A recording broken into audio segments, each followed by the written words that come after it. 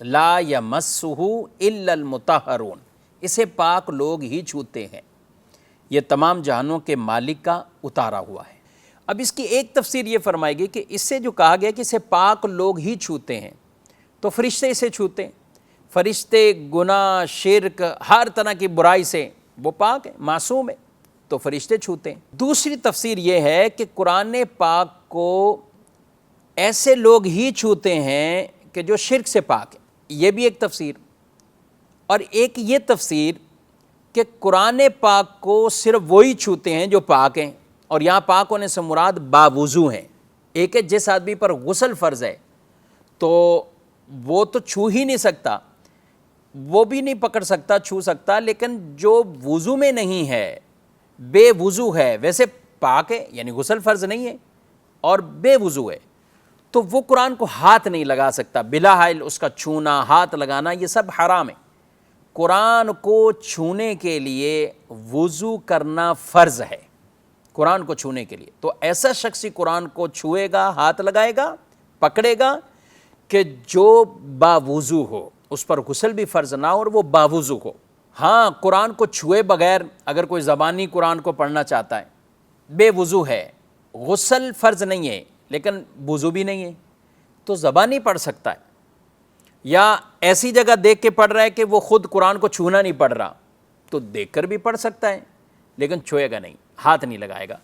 لیکن جہاں اس کو ہاتھ ٹچ کرنا ہے، ہاتھ لگانا ہے، تو اس کا وضو ہونا یہ فرض ہے۔ بغیر وضو کے قرآن کو چھوئے گا، ہاتھ لگائے گا بلا حائل، تو یہ حرام ہے۔ ہاں، کبھی ایسا ہو سکتا ہے کہ وضو بھی نہیں ہے، وہ قرآن کو ہاتھ لگانا ہے، اٹھانا ہے، کہیں رکھنا ہے، تو آپ ایسے کسی کپڑے کے ساتھ قرآن کو اٹھائیں جو آپ کے تابع نہیں ہیں، یعنی الگ سے کوئی چادر ہے، کپڑا ہے، اس سے آپ نے قرآن پاک کو اٹھا لیا اور دوسری جگہ رکھ دیا، یا قرآن پاک کوئی الگ سے بالکل جیسے قرآن ہوتا ہے، پھر الگ سے ایک غلاف ہوتا ہے جو اس کے اوپر چڑھا ہوا ہوتا ہے، یہ ایسا غلاف جو قرآن سے الگ سے ہوتا ہے اور اس کے اوپر یعنی قرآن کے تابع نہیں ہے،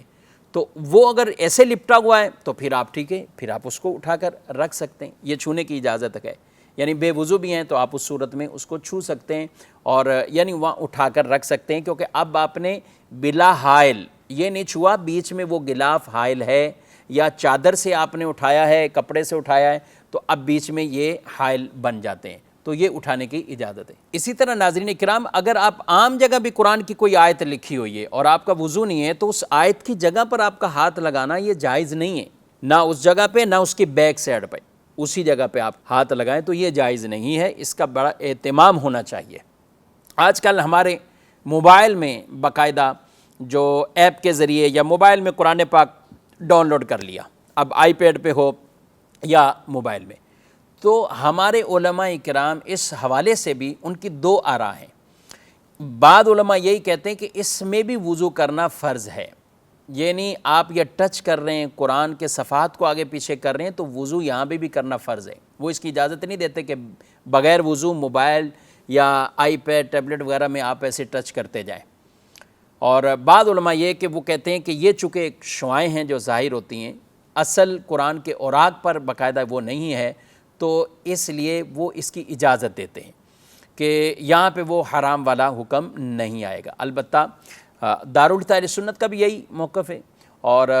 بہتر ہم یہی کہتے ہیں کہ اگر موبائل سے بھی کوئی ٹچ کر رہا ہے تو وہ وضو کر لیں، یہ زیادہ اچھی بات ہے، بہتر ہے، اور البتہ کسی نے ٹچ کیا تو وہ گناہگار نہیں ہوگا۔